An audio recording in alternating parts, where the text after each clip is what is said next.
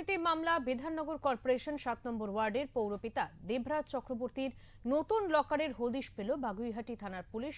তাই ইতিমধ্যে রাজারহাট আটঘরা চেকপোস্ট এলাকায় একটি রাষ্ট্রায়ত্ত ব্যাংকে হানা দেয় বাগুইহাটি থানার পুলিশ। এই ব্যাংকে রয়েছে দেবরাজ চক্রবর্তীর অ্যাকাউন্ট ও লকার। সেই লকারে সোনা গুচ্ছিত আছে বলে পুলিশ সূত্রে খবর। তাই সেখানে হানা দেয় পুলিশের আধিকারিকেরা।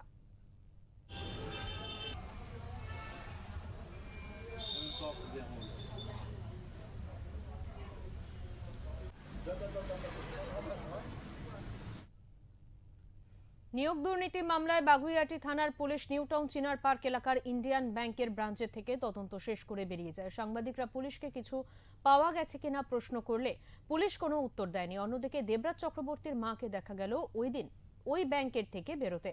তাকে সাংবাদিকরা প্রশ্ন করলে তিনি পরিষ্কার বলেন তিনি কিছু বলবেন না।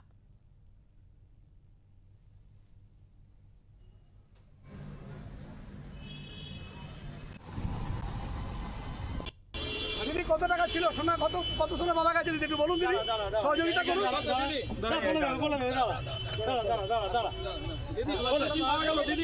দিদি একটু বলুন। হ্যাঁ দিদি কত টাকার সোনা পাওয়া গেল একটু বলুন, কত ভরি পাওয়া গেছে দিদি? দেবরাজ কি তোলাবাজির মামলায় গ্রেপ্তার হয়েছে?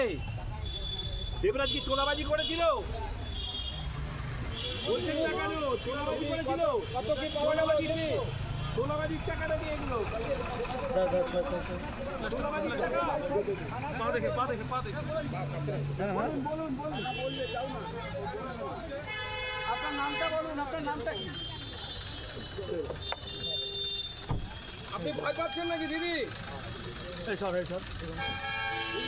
দিদি ভয় পাচ্ছেন? দিদি ভয় পাচ্ছেন?